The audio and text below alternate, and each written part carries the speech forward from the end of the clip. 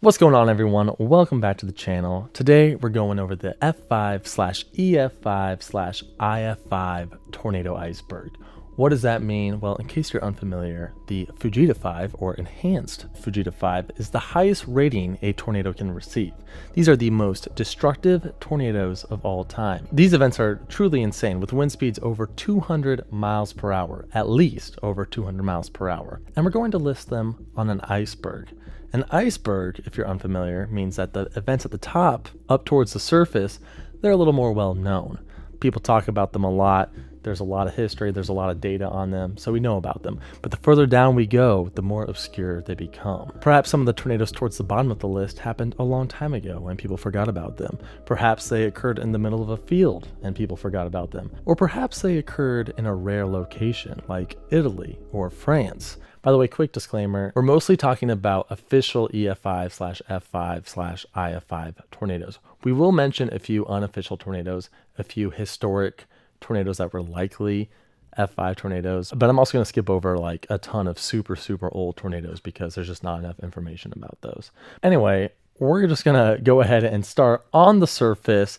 These events pretty much everyone knows about. Even people who aren't really into tornadoes know about these events. And we're going to start off with what I believe is the most well-known tornado event, and that is the May 22nd, 2011 Joplin EF5. This very powerful wedge rain-wrapped tornado tore through the southern portion of Joplin on graduation Sunday, causing 158 direct fatalities, plus another 8 indirect fatalities. 158 fatalities is a staggering number for a somewhat recent tornado. As we go down this list, you're going to hear about tornado events that had over 100 fatalities, but pretty much all of them occurred before 1950. So to have a tornado event that was somewhat recent have 158 fatalities is truly staggering. In fact, this is the highest death toll since 1953.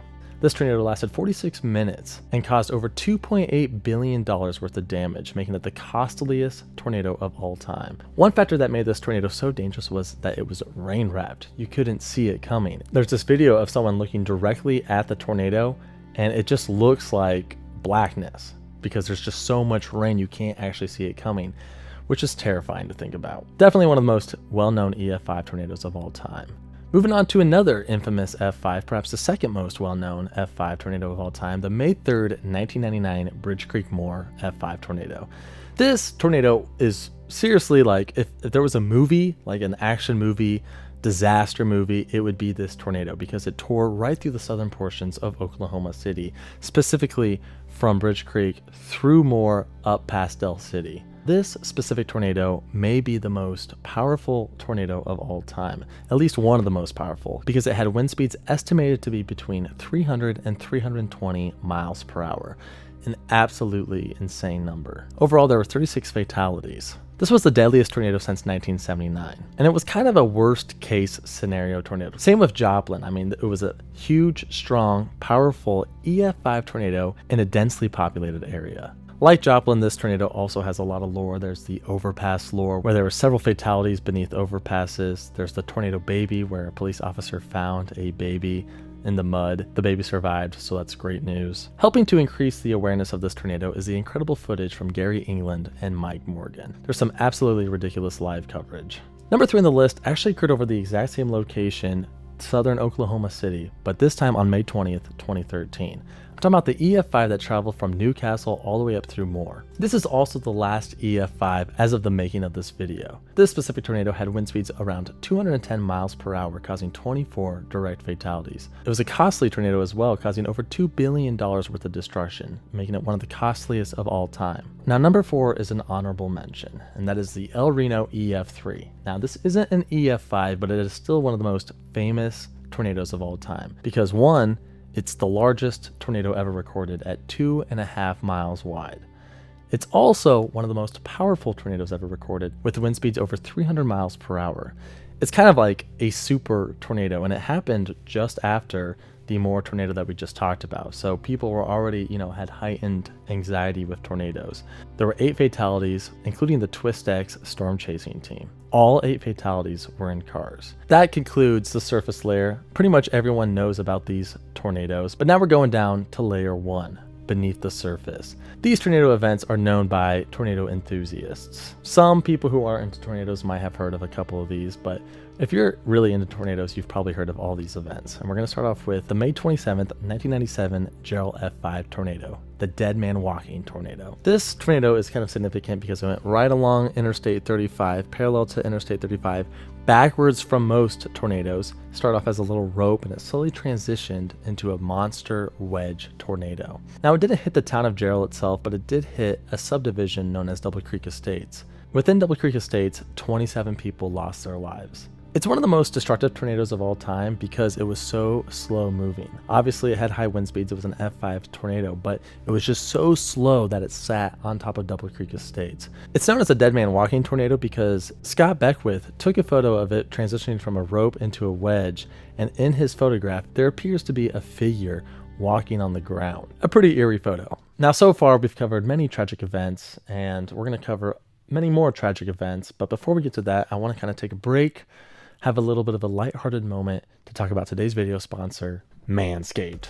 Guys, if you're looking for the all-in-one perfect self-grooming kit, look no further than the Manscaped Performance Package 5.0 Ultra. Featuring its key component, the Lawnmower 5.0 Ultra. This is the perfect special area trimmer because it's got skin-safe technology. You see all this fancy technology up here? Skin-safe technology. You got this trimmer blade for precision, but there's also the foil blade for that close, clean cut. The Lawnmower 5.0 Ultra is also waterproof, so you can take care of all your trimming needs while taking a shower. Easy cleanup. Also included with the Performance Package 5.0 Ultra is the Weed Whacker 2.0. This helps with nose hairs, a little ear hair. Oh, that works quite well. Also included are 2 additional lotions / aftershave. There's the Crop Soother. It's an aftershave lotion, good for, preventing irritation. And of course, the Crop Preserver, an anti-chafing deodorant. But that's not all. The kit also comes with 2 free gifts, the Boxers 2.0 and the Shed Travel Bag. It's a perfect gift if you want to get it for someone, but it's also perfect for yourself. I mean, you got to stay trimmed, and you can get it today, 20% off using promo code SWEGGLE at manscaped.com. And there's also free international shipping. That's promo code SWEGGLE for 20% off. Thank you so much to Manscaped for sponsoring this video. The next event is the May 4th, 2007 Greensburg, Kansas EF5, the very first EF5. This was a nocturnal tornado that completely destroyed the town of Greenfield, Kansas. Just look at this destruction. It's pretty much the entire town. There's great coverage of this event from Dave Freeman. He's yelling at the TV. He says, hey, if you're a kid, turn the volume up, go to the basement if you're home alone. He does a really great job. It's actually some of my favorite tornado coverage. Overall, there were 11 fatalities. Next up is the April 26, 1991 Andover, Kansas F5. This event occurred on the outskirts of Wichita and caused 17 fatalities and 225 injuries. Now this event has some incredible footage. It was a very picturesque cone tornado, and there's some great video from Duke Evans, and of course we can't forget about the McConnell Air Force Base footage, which is some of the most incredible tornado footage of all time. It caused $300 million worth of damage, but it could have been a lot worse. In fact, it could have been the costliest tornado of all time because it almost took out a row of B-1B bombers, each worth $280 million each. So if it took out this row, I mean, that's billions of dollars worth of damage. 2 of these bombers, by the way, had nuclear bombs equipped to them. So, close call for sure. One amazing story from this tornado is the Golden Spur Mobile Home Park. The tornado directly hit this mobile home park, but moments before it did, the police went in and yelled at everyone and told them to take cover, to seek shelter, to get out of the mobile home park, and they likely saved maybe over 100 lives. Next up is the 2011 Phil Campbell Hackleburg, Alabama EF5 from the April 27th super outbreak. This super outbreak was insane. It was one of the most insane weather events ever. Over 360 confirmed tornadoes, including 4 EF5s.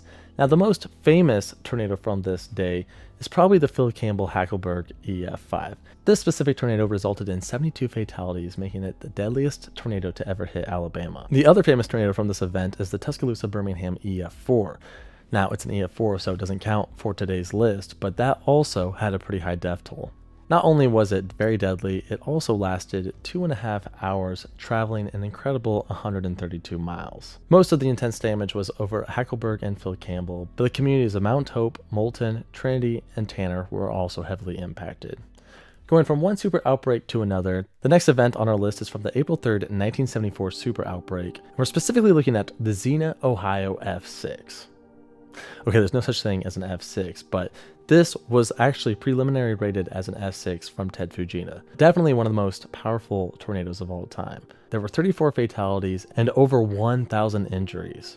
Winds could have been as high as 300 miles per hour. It was featured in one of the very first home videos of a tornado captured by 16-year-old Bruce Boyd on his 8mm film camera. We'll get to the other 6 F5 tornadoes from this event further down the list. But now we're going to a kind of a good tornado. I don't know if you can say a good tornado, but we're going to one of the best tornadoes of all time, the beautiful June 22nd, Islay, Manitoba, Canada F5, Canada's only F5. This is also the last F5, as Canada would adopt the EF5 scale after this event. Why is this a good tornado? Well, one, it was absolutely gorgeous. I mean, look how beautiful this is. Two, it didn't kill anyone, and it didn't even injure anyone. It's just a great tornado, a beautiful tornado. It did destroy a couple homes right here, which justified the F5 rating, but overall, a pretty tame event.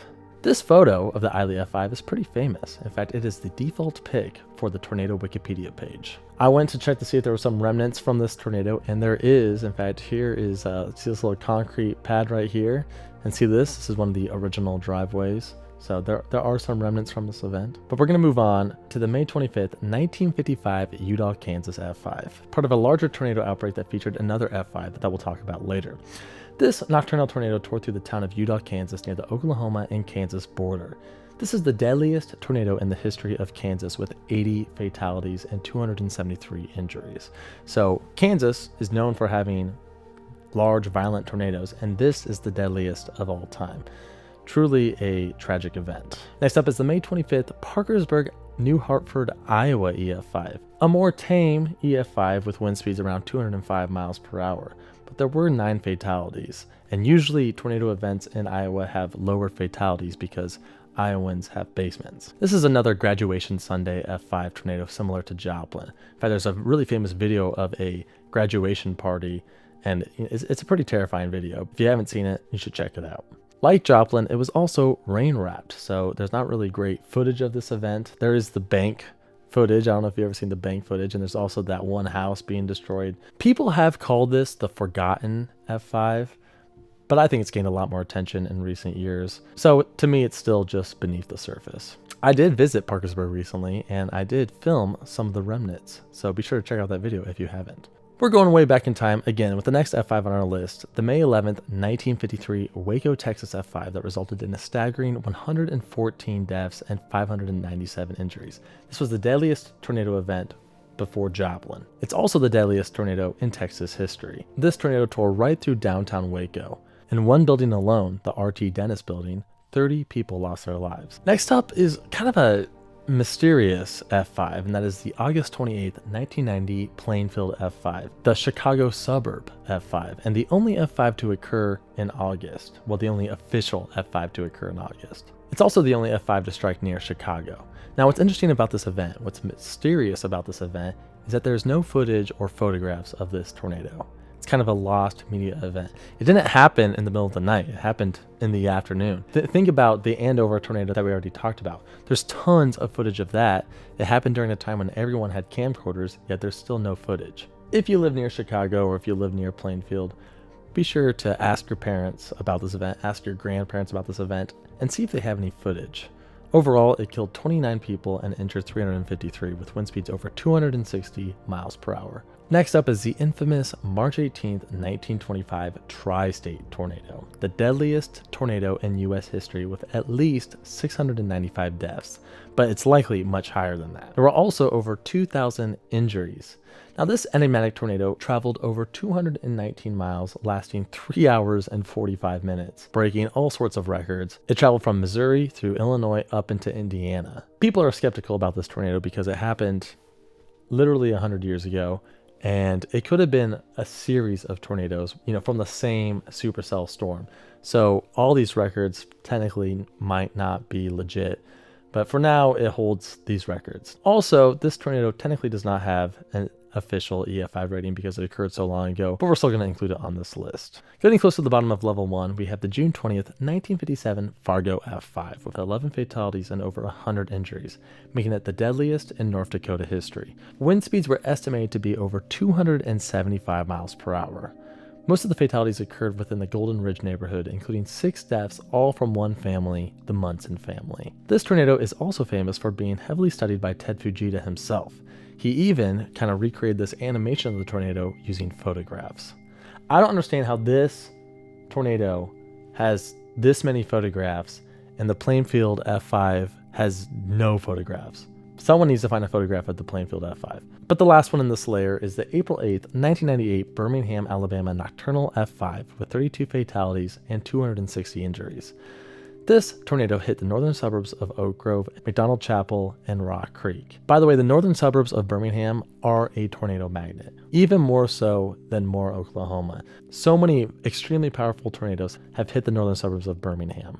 Now we move on to level 2, into deeper waters. Things are getting a little more obscure. Some of these events are a little older, so people might not remember them as well. Some of these might be considered forgotten F5s. But if you're a tornado enthusiast, you likely still know about these tornadoes. The first event is the Smithville to Philadelphia, Mississippi EF5 from April 27th, 2011. This was also part of the 2011 super outbreak. It resulted in 23 deaths, 137 injuries, and had wind speeds over 200 miles per hour. This was Mississippi's big EF5 from the super outbreak. But the next event is the March 3rd, 1966 Candlestick Park Shopping Center F5 that occurred in Jackson, Mississippi. Overall, there were 58 deaths and 518 injuries.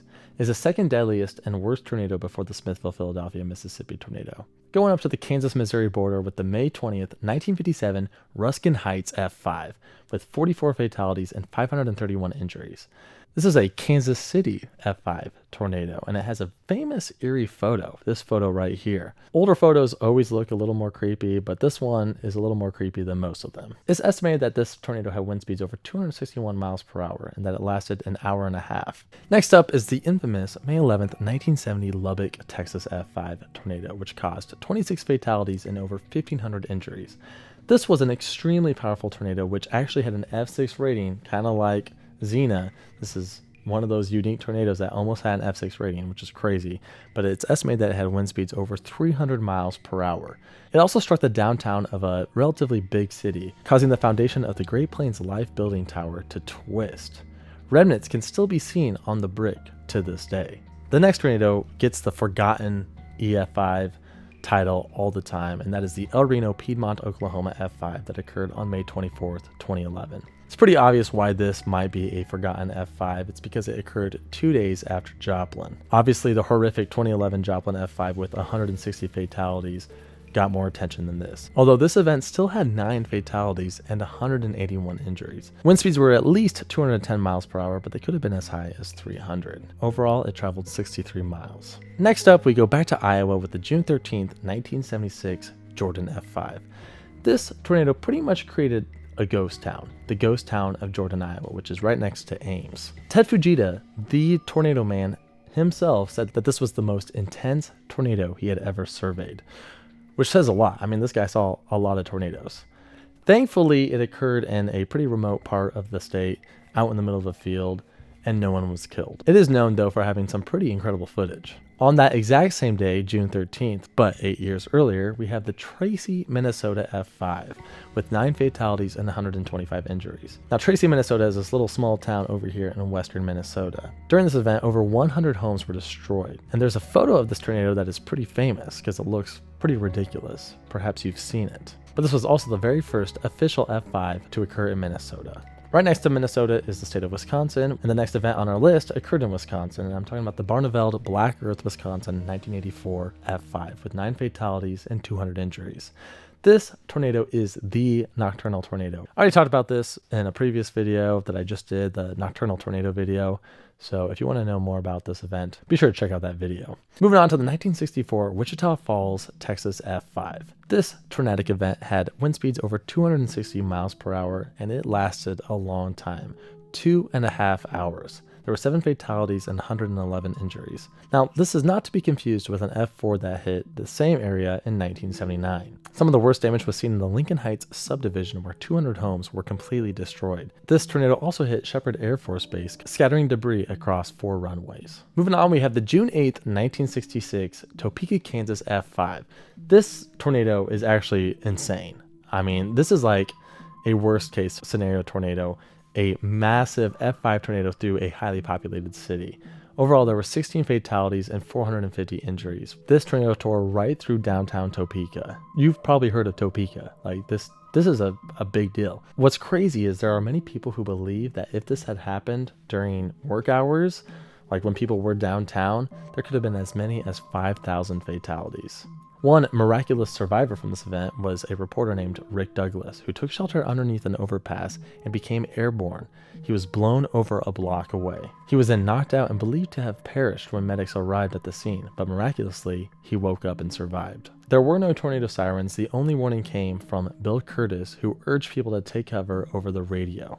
He is credited with saving many lives that day. Perhaps you've seen the many crazy photos of this tornado. Next up is the mysterious glowing Blackwell, Oklahoma F5 from the same day as the Utah, Kansas F5 we talked about earlier, May 25th, 1955. During this event, there were 20 fatalities and over 200 injuries. It just barely struck the east side of Blackwell right through here. But what's interesting about this event is apparently it glowed in the dark. Like there was an orb at the top of the funnel. It's one of the craziest phenomena ever. Some people don't believe it actually happened. I also recently talked about this in my nocturnal tornado video, so be sure to check that out. Moving on to the F5 that went directly through the center of Charles City, Iowa on May 15th, 1968.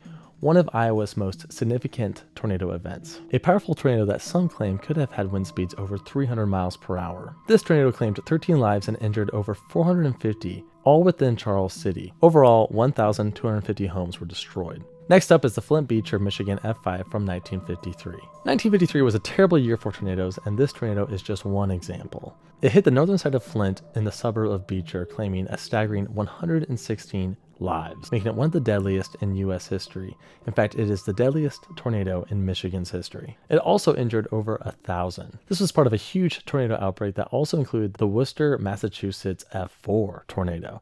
This was technically an F5. Back in the day, it was downgraded to an F4, so it's not on today's list, but this was a strong F4. And it occurred in Massachusetts, which is like insane. We now move on to another infamous Birmingham, Alabama tornado, the April 4th, 1977 Birmingham F5 that claimed 22 lives and injured over 130. It hit that same part of Birmingham I was talking about earlier, that northern part of Birmingham. This area truly is a tornado magnet. This is the final tornado event that was briefly considered an F6 by Ted Fujita. One interesting lore about this tornado is that the supercell that caused this tornado also caused the crash of Southern Airways Flight 242, which claimed 72 lives. Next up, we have another Wisconsin F5, the most recent Wisconsin F5, the July 18th, 1996 Oakfield tornado with no fatalities, which is great. You always want to hear that. But there were 17 injuries. 47 of the 327 homes in Oakfield were completely destroyed. 4 were completely wiped from their foundations, justifying the F5 rating. Sticking to the north, we move on to the June 16th, 1992 Chandler, Minnesota F5. This is a bit of a forgotten F5, I think. I mean, I hardly hear people talk about this, but it was a very powerful tornado with winds near 300 miles per hour. Thankfully, there was only one fatality. The tornado mainly impacted the towns of Chandler and Lake Wilson near southwest Minnesota. Next up is a pretty big one, the 1971 Inverness, Mississippi F5 that occurred early in the year on February 21st. This tornado claimed 48 lives and injured over 500 as it tore through Louisiana across the Mississippi River into Mississippi, destroying 90% of Inverness. This is a disputed F5 as a lot of the buildings that were destroyed were low-income housing that were not properly built, but still it is technically an F5. In fact, it's Louisiana's only F5 tornado. By the way, this occurred very close to Rolling Fork. Next up is another large one, the Glazer, Texas, Higgins, Texas, and Woodward, Oklahoma F5 of April 9th, 1947. This tornado event caused 184 fatalities, making it one of the deadliest we've covered so far. There were also nearly 1,000 injuries, mostly in Woodward, Oklahoma. This event is known for the mysterious Joan Gay Croft disappearance. Apparently there was a girl who got injured and like in her knee or something, but nothing super serious. Like she got injured and then she was brought to the local doctor's office. And then in the middle of the night, apparently a bunch of guys took her away to a hospital in Oklahoma City, and she hasn't been seen since. So it's kind of a bit of a tornado mystery, but she's probably was actually injured pretty bad and she probably passed away. There were also 3 unmarked graves of unknown victims. The Woodward, Oklahoma F5 is the deadliest tornado in Oklahoma history. Going back to Mississippi, we have reached the Tupelo, Mississippi F5 that occurred on April 5th, 1936. This event claimed 233 fatalities, one of the deadliest on record. In fact, it is the number 4 deadliest tornado in U.S. history. It was a late 8:30 p.m. nocturnal tornado, which made it even more dangerous. Elvis Presley and his parents survived this storm. The final tornado of this tier is the oldest so far in today's video, and that is the August 21st, 1883 Rochester, Minnesota tornado. Maybe the greatest tornado of all time, even though it did claim 37 lives. But it did lead to the creation of St. Mary's Hospital, which then transformed into the Mayo Clinic. So this tornado indirectly caused one of the most famous hospitals in the world to be created, and that hospital saved thousands and thousands of lives. So kind of a good tornado, I guess. Moving on to level 3, even deeper waters. Now these tornadoes are even more obscure, at least to me. Like many of these I had never even heard of. Some of these events occurred a while ago, and some of them are just not really talked about. Starting off with the first event. Now maybe this event is more famous than I'm giving it credit for. I just feel like not many people talk about this event. Maybe I'm wrong. It's a pretty recent event as it occurred on March 13th, 1990. Now this is 2 separate F5 tornadoes that are kind of from the same family.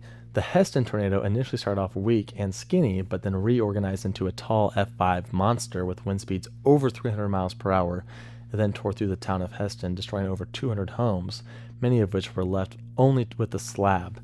Then a satellite tornado formed, and right when this satellite tornado formed, this tornado quickly dissipated, and then that satellite tornado turned into a huge monster and was the Goessel tornado that also caused extreme F5 damage. One expert said that the wind speeds could have been as high as 350 miles per hour, making it one of the most intense weather events ever recorded, if that's true. I don't know why, this seems like a pretty big tornado event. I don't know why I haven't really heard of it. We're moving on to the rather controversial April 2nd, 1982 Broken Bow, Oklahoma F5.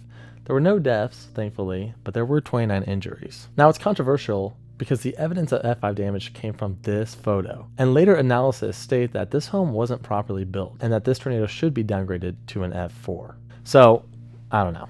But we're going to move on to the Grand Rapids, Michigan F5 that occurred on April 3rd, 1956. There were 18 fatalities over the northern and western suburbs of Grand Rapids, Michigan. F5 damage was documented in Hudsonville and Stendal, and is the 4th deadliest in Michigan history and the most recent F5 to occur inside the state. Next on the list is the other April 27th, 2011 super outbreak tornadoes. The Philadelphia, Mississippi tornado with 3 fatalities and the Rainsville tornado with 25 fatalities. Now, if the Rainsville tornado had occurred on a separate day during a separate event, it would probably be a pretty well-known tornado event. But since it occurred with the super outbreak, it's overshadowed by the other tornadoes. Sticking with the theme, we're also going to talk about the other April 3rd, 1974 F5s.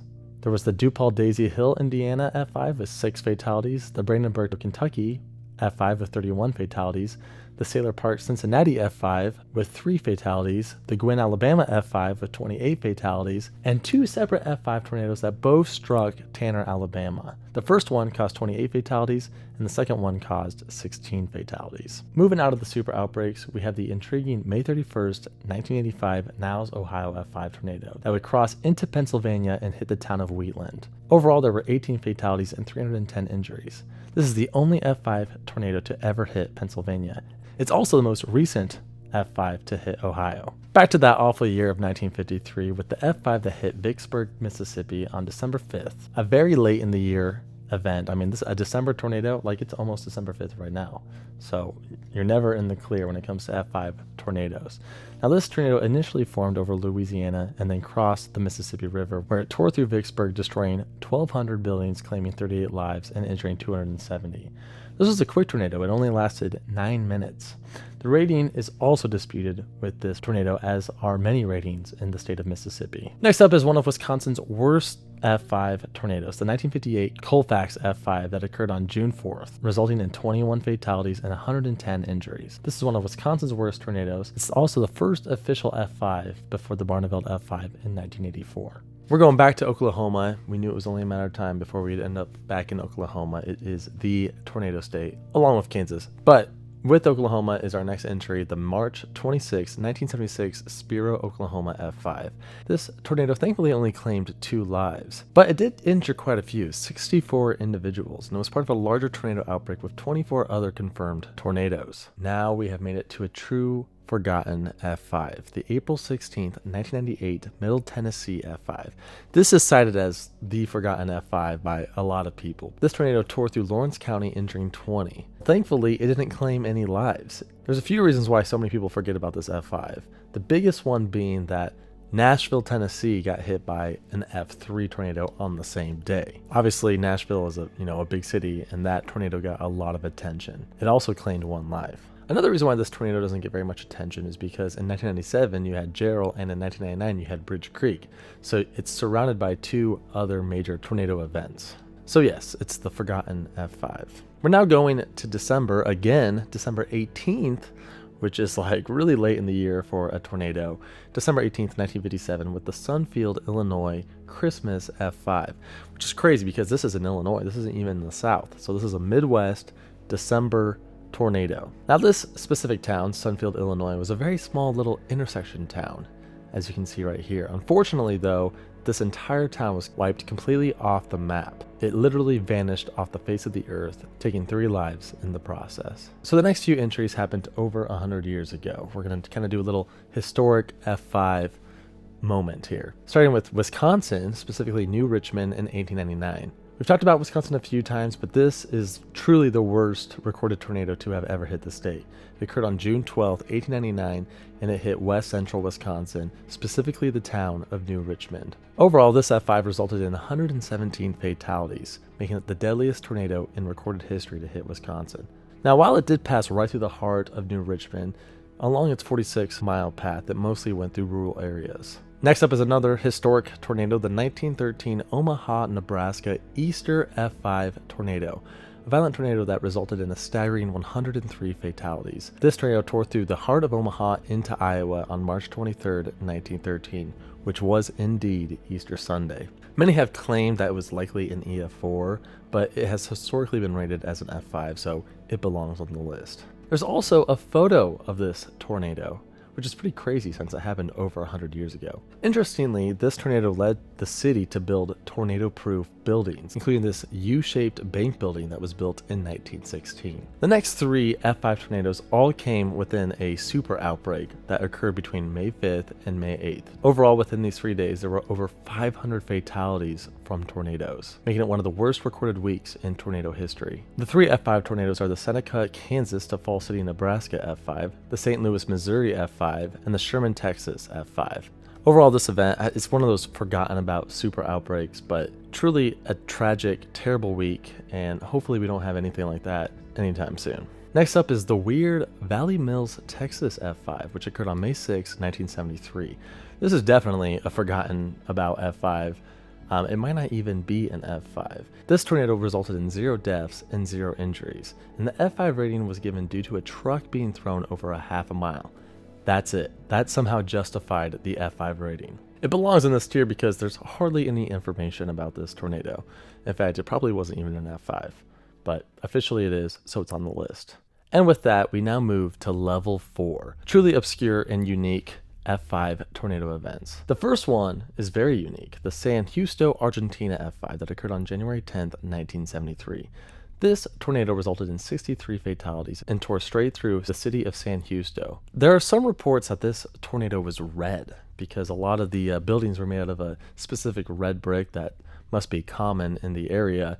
So all that powder, all that debris made the tornado appear red. Pretty crazy. Also, this was only recently upgraded to an F5 back in 2017. Dr. Ted Fujita did study this tornado and called it the worst tornado he had ever seen outside of the United States. Next up, we enter the Iowa zone because we have several Iowa F5s to talk about. Iowa gets a lot of F5 tornadoes. That's why they're number 3 on my state list. And this past year had the Greenfield, Iowa, which maybe someday that could be upgraded to an F5, by the way. It's not on this list, but now that I think about it, it had measured wind speeds over 300 miles per hour, so perhaps that will eventually be on this list. But anyway, back to Iowa. We're first talking about the Belmond, Iowa F5 that occurred on October 14th, 1966. Interestingly, this is the only official F5 tornado to occur during the month of October. There were 6 deaths and 172 injuries. This occurred over north-central Iowa with a 12-mile path. Thomas Grzoulis, the tornado historian, has stated that he has issues with the official F5 rating of this tornado. He said most of the damage was F4 max. But sticking with Iowa, we move ahead 2 years to the 1968 Olwine F5 that occurred on the same day as the much more well-known Charles City F5, May 15th.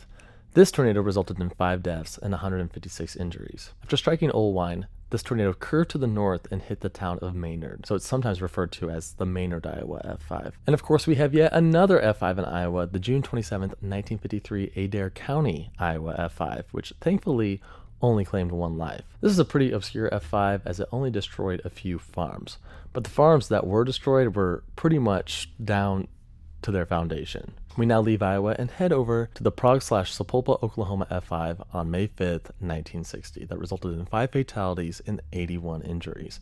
This tornado was a long-distance tornado traveling approximately 70 miles. It was described as a huge barrel-like white wedge. The community of Iron Post is where it received its F5 rating. Thankfully, it lifted as a funnel right before it crossed into Tulsa. If a tornado like this with F5 strength crossed into Tulsa, it'd be much higher on the list, and it would have been a really tragic event. Speaking of which, Tulsa, I feel like Tulsa kind of dodges tornadoes. I feel like, we talk so much about Oklahoma City more.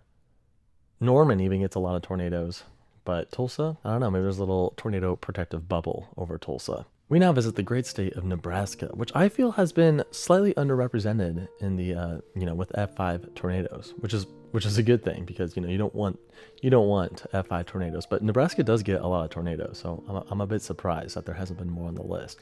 But I'm specifically talking about the May 5th, 1964 Bradshaw F5 that resulted in 4 fatalities. This tornado has an estimated wind speed well over 260 miles per hour, maybe as high as 300 miles per hour. It also traveled over 80 miles, destroying every home in its path. Here's a picture of some of the damage to a home, which you can barely see because it's completely wiped off its foundation clean. This, by the way, is the only official F5 tornado in Nebraska history. That Omaha one that we talked about earlier, that's unofficial because it happened so long ago. Next up, we travel to Europe, and you're going to see a lot of European tornadoes coming up, but the first one that we're going to talk about was the Palul, I don't know how to pronounce that, France F5 tornado on June 24th, 1967. This was a very thin, narrow drill press tornado, but even though it was small, it was still extremely powerful, destroying 17 homes and claiming 6 lives.